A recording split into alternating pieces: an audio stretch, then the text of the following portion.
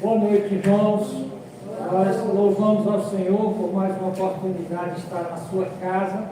E no sábado aqui nós temos um encontro de senhores e senhoras e temos estudado o tema do discipulado, do seguimento de Jesus Cristo.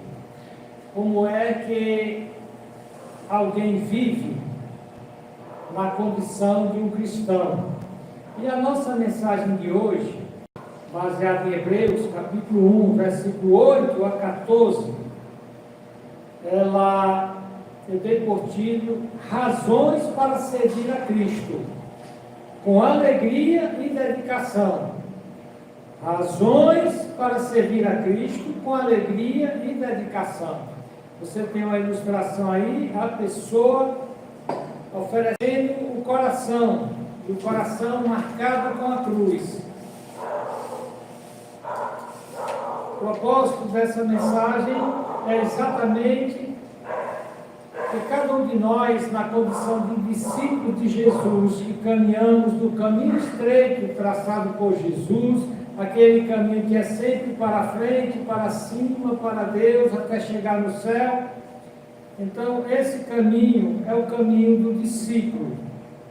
O discípulo é alguém que não apenas aprende os ensinamentos de Cristo, mas ele tenta encarnar esses ensinamentos, ele tenta imitar a vida de Jesus Cristo. Quando Jesus Cristo esteve aqui na terra, ele deixou um modelo de vida para nós. E os evangelhos descrevem esse modelo de vida historicamente, e as epístolas, o restante do Novo Testamento, diz como efetivar o discipulado, como servir a Cristo, não pesarosamente, lamentando. Antes da nossa mensagem, nós cantamos hinos que falam do serviço cristão, no serviço do Senhor eu sou feliz, mãos ao trabalho os crentes, vamos nós trabalhar, somos servos de Deus. Desculpem. Então, para que alguém sirva a Jesus Cristo com alegria e dedicação, ele precisa ter consciência, de quem Jesus Cristo é. Que ele é soberano, ele é eterno, ele é superior a todos os seres criados. E aqui esse texto vai mostrar que os anjos, os seres mais, vamos dizer assim, as criaturas mais exaltadas que existem, nós seremos semelhantes aos anjos e até podemos ver em certo nível superior aos anjos, mas os seres mais exaltados do universo têm grande alegria, têm grande satisfação e realização em servir a Deus. Então, a partir da compreensão que Jesus Cristo é soberano, eterno e superior a todos os seres, inclusive os anjos,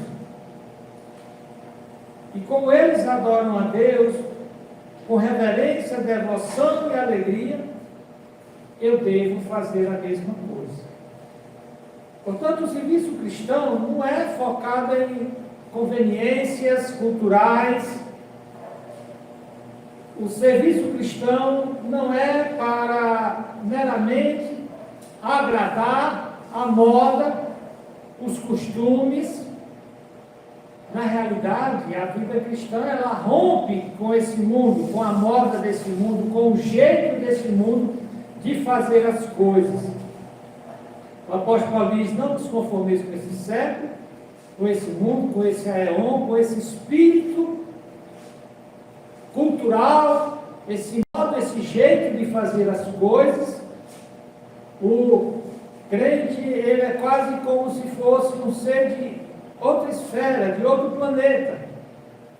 O crente, ele olha diferente, ele vê diferente, ele calcula diferente, ele anda diferente, ele se veste diferente, ele negocia diferente, ele casa de modo diferente do mundo. e ele serve a Deus. Uma característica do crente, nossa querida irmã Benedita me perguntou hoje se um crente podia ser crente sem ir para a igreja. Nossa querida missionária Carmita respondeu que a Bíblia diz que o crente não deve deixar de se congregar. Não deve deixar de se congregar. E eu disse para ela que um dos sinais do crente é que ele ama os irmãos. Ele ama se congregar. Como Davi, que dizia, dos 1000 melhores lugares do planeta Terra, lugares de lazer, de diversão, até diversão boa, tal. Mas na hora dos cultos eu quero estar no templo, eu quero estar na casa de Deus. Então, é o serviço cristão focado na doutrina do serviço de Cristo, espelhado no próprio Cristo, que disse em Mateus 10:45, eu não vim para ser servido, mas para servir e dar a minha vida em resgate de muitos.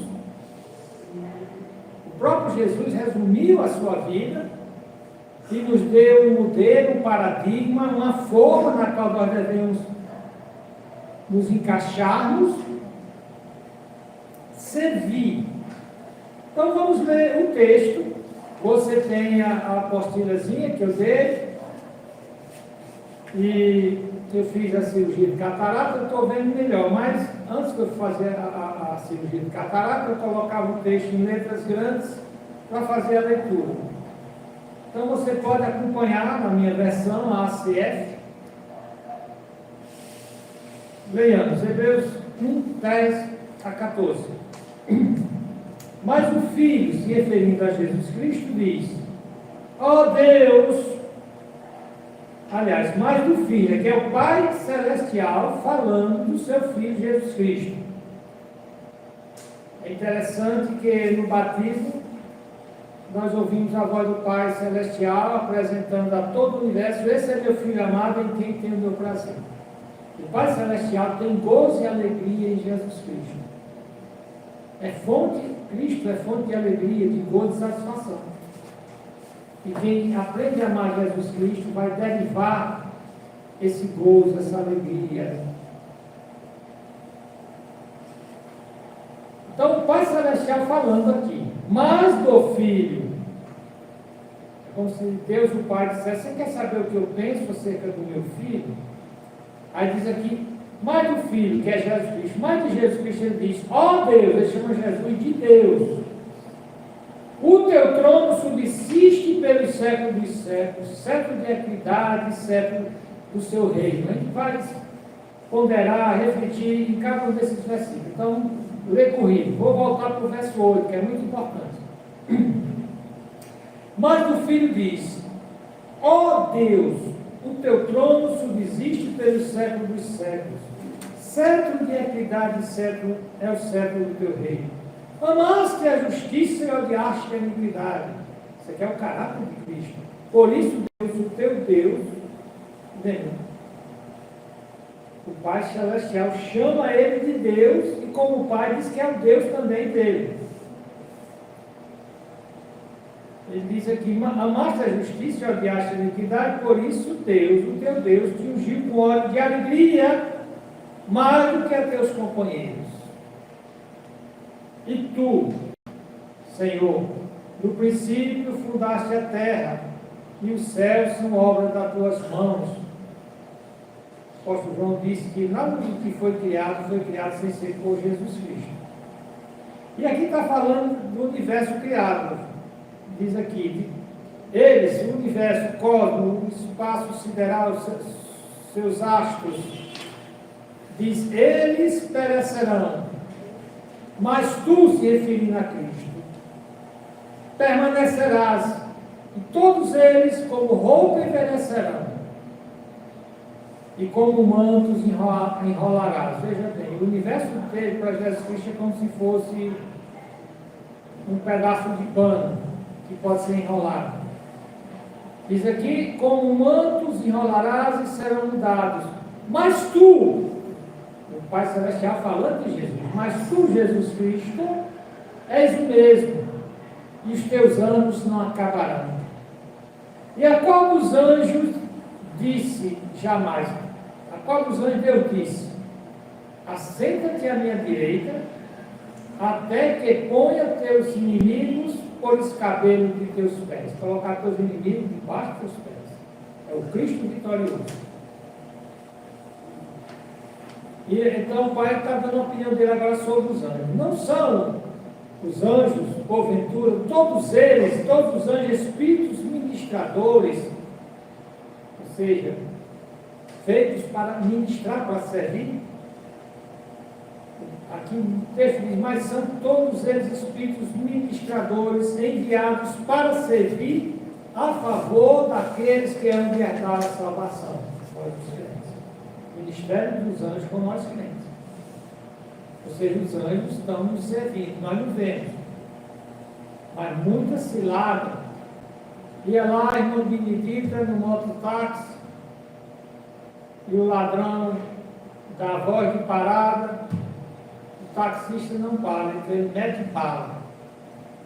A bala passa raspando na cabeça da irmã Benedita, fragmentos ainda machucam seu olho, mas ela não perdeu a visão. E ali, na hora, ele apontou para a cabeça do taxista, ou também está a cabeça da irmã Benedita, ninguém sabe como foi, mas ali o homem deve ter dado uma tapa na arma e desviou. É possível que tenha sido isso. Não são, pois, todos eles, todos os anjos, espíritos ministradores, enviados para servir a favor daqueles que hão de herdar a salvação? Vamos lá. Senhor Deus, ajuda-nos a aplicar essa mensagem à nossa vida, para que também sejamos espíritos ministradores como os anjos que alegremente, que a Bíblia diz que quando tu criavas, Jesus Cristo criava esse universo, eles se alegravam em ver como cada coisa ia surgindo. Obrigado, porque o Senhor tem muitas maneiras de nos proteger e guardar. Uma delas são os anjos. E eles são um modelo de serviço fiel, alegre. Não deixe que venhamos a servir o Senhor lamentando, resmungando. Nos dá, Senhor Deus, então, essa mesma atitude de servir com alegria. Em nome de Jesus Cristo. Amém. Como introdução aqui, eu tenho o pacto das igrejas batistas. O crente assina logo que ele se converte. Isso aqui foi feito para que o crente entenda. Viu, Edson? Esse pacto da igreja, é como o crente que, quando ele se torna membro, na verdade, isso aqui é já quando ele se converte, mas especialmente quando ele se filiou à igreja local. Vamos supor que ele se converteu lá em São Paulo, numa semana, e na mesma semana ele veio para o Ceará. Então ele procurou uma igreja, vamos supor que foi a nossa. Então ele pede o batismo, ele é batizado, e nessa época é dado a ele um papel que tem esses dizeres.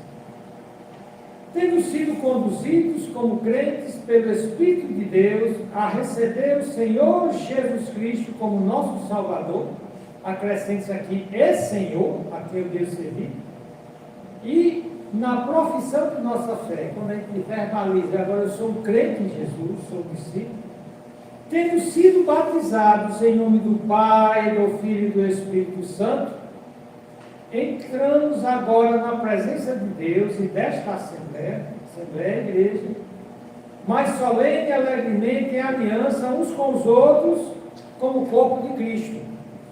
É como se fosse uma aliança, Edson.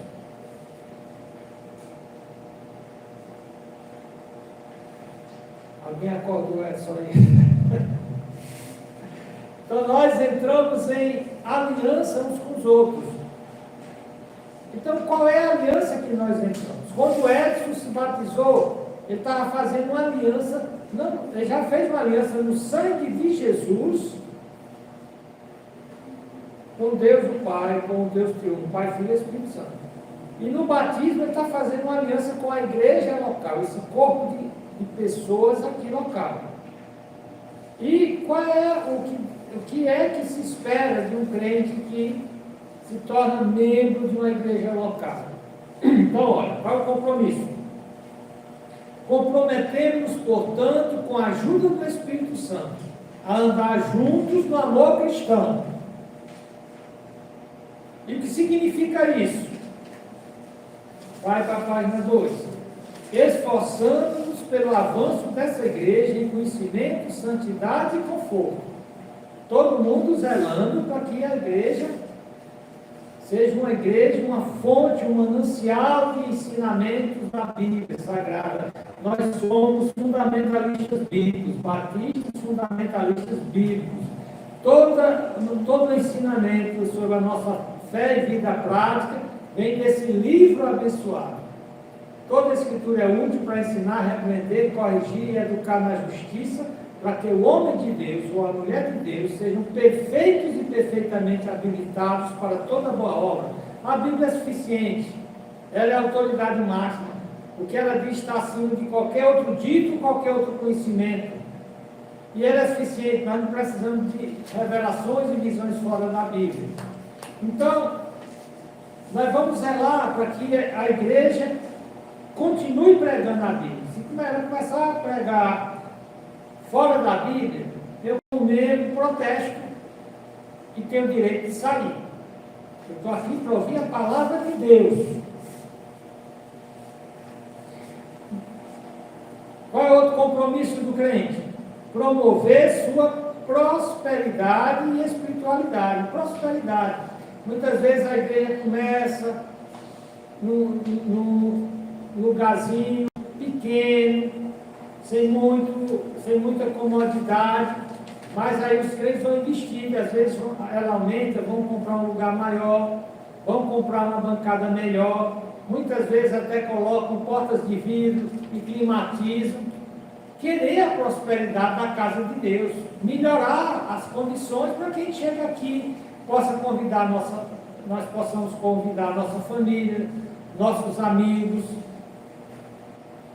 para sustentar sua adoração, uma adoração fiel a Deus, que é focada em Deus e não no gosto dos irmãos. Eu não acredito que se adora a Deus com música rock, com forró, com reggae, a música sacra. Ela consulta a santidade de Deus. Ela é solene, ela é séria. Ela não abre espaço para dança, para requebrado. É algo solene. Na presença de Deus, quando os profetas antigamente entravam na presença de Deus,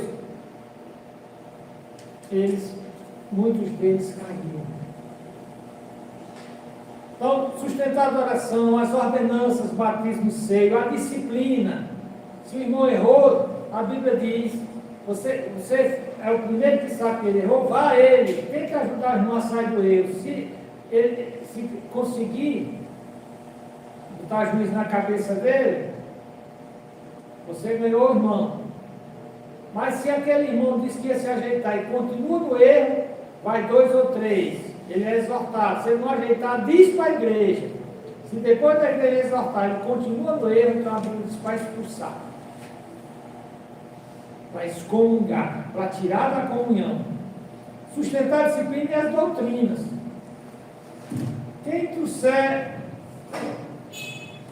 Quem trouxer outra doutrina, a Bíblia diz, seja anátema, seja amaldiçoado.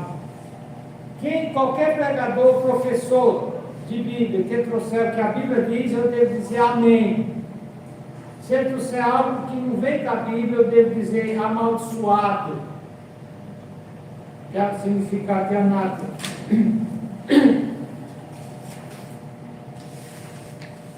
Aí essa outra parte, contribuir alegre e regularmente para o sustento da igreja. E o sustento da igreja é através de dízimos e ofertas. Em nenhuma parte da Bíblia o dízimo foi cancelado. A maneira de eu sustentar os obreiros é o crente contribuir com a 10ª parte. Mas o crente pode também, além dos 10%, Deus abençoou tanto a ele que ele traz ofertas a mais. Então, contribui alegremente e regularmente para o sustento do ministério, para as despesas da igreja, para o socorro aos pobres. Na pandemia, nós gastamos mais de 7.000 em cestas e remédios para a nossa comunidade aqui. Tudo isso veio dos dízimos e ofertas. Socorro aos pobres e a propagação do Evangelho por todas as nações. Também nos comprometemos a manter devoções familiares, secretas, privadas, nossa devoção. Educar biblicamente nossos filhos, buscar a salvação de nossos parentes e conhecidos, andar circunspectamente no mundo, ou seja, andar sem dar mau testemunho, sem envergonhar o Evangelho, sem envergonhar o nome de Cristo e a igreja, porque quando o crente age de forma criminosa, ele está sendo mau testemunho, ele está envergonhando a Cristo e o Evangelho. Outro compromisso, quando você entra numa igreja, especialmente igreja batista, geralmente são igrejas bíblicas, hoje nem toda igreja batista mais é bíblica, mas tem muitas bíblicas. Comprometemos a ser justos em nossos negócios, fiéis em nossos compromissos, a começar pelo casamento. O casamento não foi feito para ser rompido com divórcio, o casamento foi feito para a vida toda. E exemplares em nosso comportamento. Seu exemplo de paciência, de humildade, de bondade, de generosidade, de empatia. E tem esse outro aspecto que é que o crente deve evitar. Para evitar todas as fofocas. Muitas vezes tem crente que anda atrás de saber da vida do outro só para ficar fofocando. Evitar todas as calúnias e raiva excessiva. Abster-se da venda de bebidas, do uso de bebidas intoxicantes. Ser zelosos em nossos esforços para promover o reino de nosso Senhor Jesus Cristo. Isso aqui se chama o pacto da igreja. Foi criado pelas igrejas batistas, até onde eu sei. Não é que as outras igrejas que não são batistas não têm esses compromissos. Eu estou dizendo que foi verbalizado assim pelas igrejas batistas.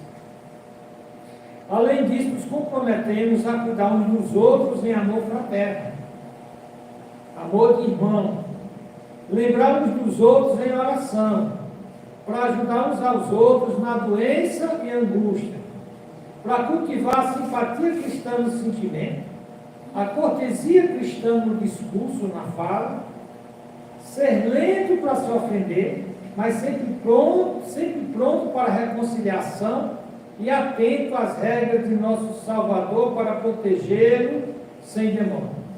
Além disso, nos comprometemos que quando nos mudarmos desse lugar, iremos o mais rápido possível nos unir a alguma outra igreja onde possamos realizar o espírito dessa aliança e os princípios da palavra de Deus. Então, era para ser usado como uma introdução, mas praticamente a gente pegou quase a metade do tempo da mensagem, mas é muito importante. Inclusive na escola dominical nós vamos discutir isso com mais detalhes amanhã. Então, vamos para o nosso texto. Razões por que servir a Cristo com alegria e dedicação é a coisa mais importante na vida do crente. O crente que não serve a Deus com alegria, ele termina por se desviar.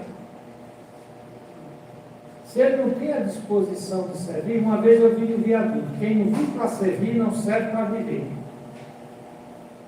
Quem não vive para servir, não serve para viver. Então, no primeiro versículo, o autor da carta aos Hebreus, mais do Filho diz, o Pai Celestial, dando testemunho sobre o Filho, diz: ó Deus, o teu trono subsiste pelos séculos dos séculos, ou seja, pela eternidade, cetro de equidade, cetro é o símbolo de comando, de autoridade, é o cetro do teu reino. Então o Pai chama o Filho Jesus Cristo de Deus. Você sabe que tem uma seita diabólica chamada Testemunha de Jeová, que dizem que Jesus não é Deus. Deus discorda, porque o próprio Pai Celestial está chamando Jesus de Deus. É uma afirmação de quem Jesus Cristo é. Os Testemunho de Jeová diz que Jesus é apenas um anjo exaltado, o arcanjo Miguel. Só que Deus diz que a nenhum anjo Deus chamou de Deus, mas a Jesus ele chamou de Deus. Diz que ele tem um trono, isso aqui é um símbolo de autoridade. E é um cetro que representa uma realeza eterna. Ele tem o comando do universo, ele tem o comando de todas as esferas e mundos de Deus, porque a Bíblia fala que na casa do meu pai há muitas moradas, mas que Jesus é que é o rei. Aqui diz que o seu governo é justo e diferente dos reinados desse mundo, que são manchados pela corrupção, pelo pecado, pela perversidade. Como é que nós... Então, a ilustração seria exatamente isso. Nós vivemos num mundo onde todos os reinos, em algum grau, eles não têm sido justos. Em algum grau, eles têm deixado se corromper. Para Jesus Cristo é incorruptível, é o mesmo hoje, ontem e será para sempre. Então, diante disso, que nós temos esse Rei dos Reis, Senhor dos Senhores, Jesus Cristo, o general dos generais, como soldados leais, como um verdadeiro soldado leal, fiel a Jesus Cristo, não serve apenas por dever, mas porque conhece o valor do seu rei. Muitos aqui deram a vida pelo seu rei, pelo valor daquele rei, eles combateram. Vamos combater pelo nosso rei. E eram reis imperfeitos. Só que Jesus Cristo é um rei perfeito, justo, eterno, que vai nos receber um dia na eternidade. Então nós não servimos a Cristo apenas como uma figura religiosa, mas como o Rei dos Reis, que está vivo, que ressuscitou. Aí isso faz com que nós venhamos a inquirir, a perguntar, a questionar a nossa própria lealdade a Jesus Cristo. Se fosse feita uma avaliação do seu serviço a Jesus Cristo, o seu serviço é fiel, é leal? Nesse momento, avalie aí seu serviço a Jesus Cristo. Seu serviço é ocasional, você serve a Deus quando bem tem, quando está com vontade. O seu serviço é relutante, é resmungante, é murmurante, ou o seu serviço é alegre, é notado. Tinha um irmãozinho lá em Manaus, que ele saía de Manaus, entrava num barco, colocava folhetos, colocava Bíblias. O nome dele era Pedro Crente. E ele saía subindo o rio, né, e parava nas regiões ribeirinhas, onde tinha pessoas que quase não tinham contato muito com a civilização, e ele ia pregar o Evangelho. Ele dormia muitas vezes no local, e quando as pessoas iam olhar, ele estava coberto com um lençol de carapanã, de muriçoca. Mas ele fazia isso com alegria, porque ele estava servindo ao Rei dos Reis. Então, por que eu devo servir a Jesus Cristo? Porque Ele é o Rei soberano perfeito. A segunda razão está no versículo 9. Eu devo servir a Jesus com alegria, porque Ele ama a justiça. Ele não se deixa corromper. O versículo 9 diz: amaste a justiça e odiaste a iniquidade. Por isso Deus, o teu Deus, te ungiu com óleo de alegria mais do que a teus companheiros. Aqui está falando da perfeição moral de Jesus. Ele ama a justiça, ele ama o que é certo e odeia a maldade. Por isso que ele diz: aquele que me ama guarda os meus mandamentos, que são justos. Aqui está em pauta o caráter deles, que ele foi ungido acima de todos os outros. Sabe o que é unção? é o reconhecimento público. Ele é excepcionalmente qualificado para ser servido. É o único, fora dos membros da Trindade, é o único que pode ser servido, venerado, adorado, é Jesus Cristo. Toda a Trindade, o Pai, o Filho e o Espírito Santo podem ser adorados, mas especialmente Jesus Cristo disse que a finalidade maior do Espírito Santo é conduzir os homens a adorarem Jesus. Então, o verdadeiro serviço a Cristo significa reconhecer os valores do bem, da retidão, da justiça, da santidade de Cristo. E como é que eu sirvo a Cristo? Primeiramente, refletindo esses valores, sendo uma pessoa, procurando ser uma pessoa santa, justa, boa. Então, uma pergunta: seu serviço a Jesus Cristo reflete o seu desejo de agradar a Ele ou a si mesmo? Terceira razão, então, para servir a Cristo com alegria, é porque Ele é o Criador eterno. O versículo de 10 a 12 diz: e tu, Senhor, no princípio fundaste a terra, e os céus são obra das tuas mãos. Eles perecerão, mas tu permanecerás, e todos eles como roupa envelhecerão, e como mantos enrolarás, serão mudados, mas tu és o mesmo, os teus anos não acabarão. Então aqui está dizendo que ele não é só um rei, mas tudo que existe foi ele que deu a existência. Ele é o ser infinito, eterno. Já a criação aqui mostra que ele é um ser finito. Ele é imutável. Ele permanece para sempre, mas o universo perece. Nosso universo está envelhecendo. A ciência já descobriu que os astros do universo estão cada vez mais se afastando do centro original, quando Deus ordenou que fossem criados, e tudo está esfriando até o colapso. Mas Deus não vai esperar isso. A Bíblia diz que no momento certo, por Deus, Jesus Cristo voltará. E há todo um programa escatológico que findará com a destruição do velho cosmos e a criação de novos céus e nova terra. Então, está mostrando aqui que tudo nesse mundo passa.